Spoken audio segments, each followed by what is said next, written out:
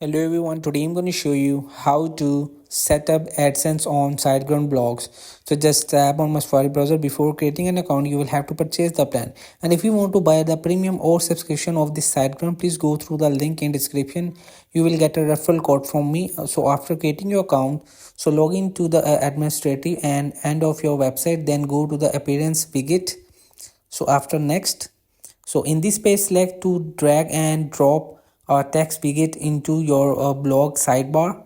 So then add a title, in our case advertisement, and under it click the text tab and then paste the actual code that you have to obtain from Google. Finally click on save. So after next this procedure, just tap on save. The AdSense will automatically be saved and appear in your WordPress sidebar. So hope this video helped you. Please don't forget to like and subscribe and get notified for more videos.